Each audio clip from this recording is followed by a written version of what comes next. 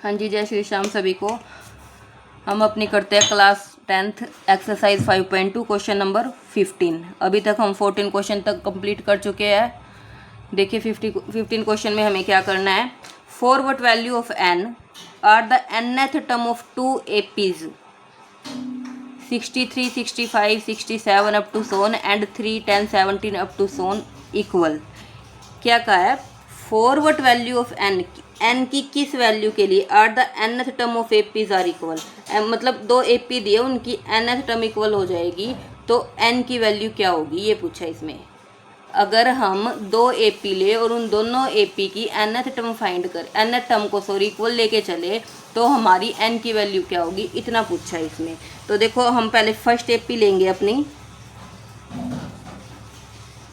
Late 63, 65, 67 is an AP. अगर ये AP है तो हम यहाँ से इसकी फर्स्ट टर्म फाइंड करेंगे। फर्स्ट टर्म होती है 63 और कॉमन डिफरेंस करेंगे। कॉमन डिफरेंस 65 माइनस 63 किया तो कितना आ गया 2।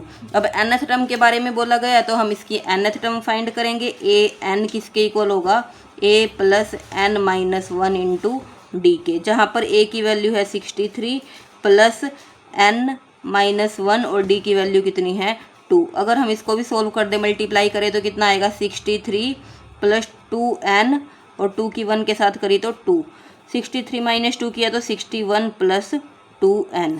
अब इसी तरह हम अगेन सेकंड एपी लेके चलेंगे। अगेन 3, 10, 17 अप टू सोन, ये भी एक एपी है। अगर ये एक एपी है तो यहाँ पे फर्स्ट टर्म हमारी फर्स्ट वैल्यू होगी 3 और डी हमारा कितना होगा, कॉमन डिफरेंस 10 माइनस 3 करा तो कितना आया 7। अब फिर से हम इसमें nth टर्म निकालेंगे। ए एन किसके इक्वल होता है, a plus N minus 1 into D. A की वैल्यू है 3 प्लस एन माइनस 1, डी की वैल्यू कितनी है 7। तो 3 प्लस 7 को मल्टीप्लाई किया 7n माइनस 7। अब ये आ गई हमारी इक्वेशन 1 फर्स्ट एपी से और ये आ गई सेकंड इक्वेशन सेकंड एपी से। ये कहा गया क्वेश्चन में कि अगर दो एपी है और उन दोनों की nth टर्म इक्वल है तो n की वैल्यू बतानी है। तो इक्वेशन 1 और इक्वेशन 2 हमारी दोनों इक्वल हो जाएगी according to given condition. By given condition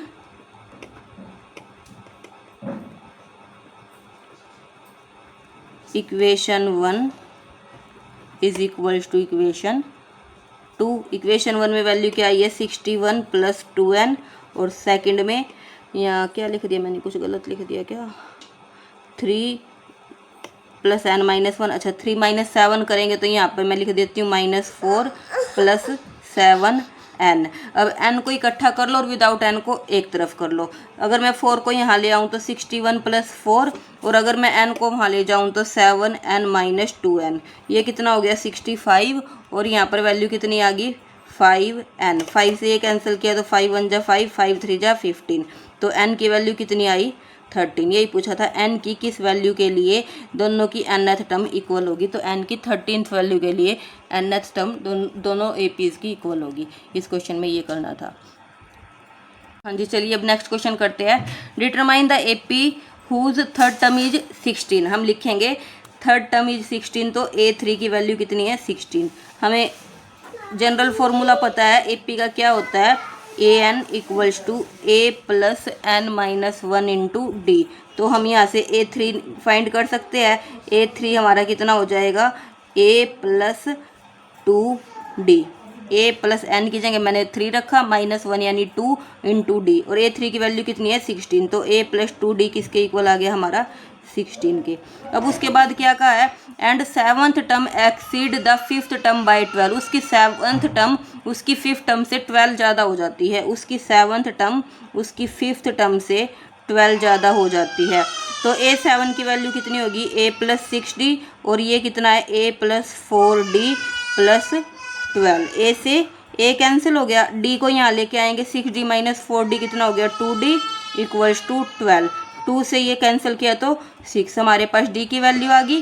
d की वैल्यू आ गई तो इक्वेशन 1 में पुट कर देंगे इसको तो a की वैल्यू आ जाएगी। पुट इन इक्वेशन 1, अगर इक्वेशन 1 में पुट करेंगे तो a as it is plus 2 into D की वैल्यू कितनी आई है हमारे पास 6 equals to 16, a equals to 16, 2 6 जब 12 यहाँ आके माइनस हो गया तो a की वैल्यू आ गई 4।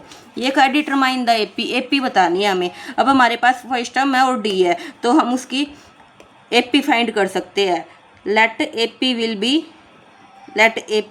विल बी AP हमारी क्या होगी, फर्स्ट टर्म a होगी, उसके बाद a प्लस डी होगी, उसके बाद a प्लस 2d होगी, उसके बाद a प्लस 3d होगी अप टू सोन। तो a कितना आया है 4 और फिर a प्लस डी कितना आ जाएगा 4 प्लस डी की वैल्यू कितनी आई है 6, 4 प्लस 6। नेक्स्ट क्या होगा 4 प्लस 2 इंटू डी की वैल्यू कितनी है 6, 4 plus 2 into D, 4 as it is 2 into D करा तो 12 आ गया। अब इसी तरह यहाँ 4 प्लस 3 इंटू 6, 3 6 जा 18 अप टू सोन। तो 4 इंटू 4 और 6 10, 12 और 4 16, 18 और 4 22 अप टू सोन। अब देखो डिफरेंस सबका वही आ रहा है जो यहाँ पे आया है 6, 10 में से 4 गया 6, 16 में से 10 गया 6, 12 में से 16 गया 6। इस तरह हम आगे की वैल्यू फाइंड कर सकते हैं, वो हमारी AP है। Thank you very much.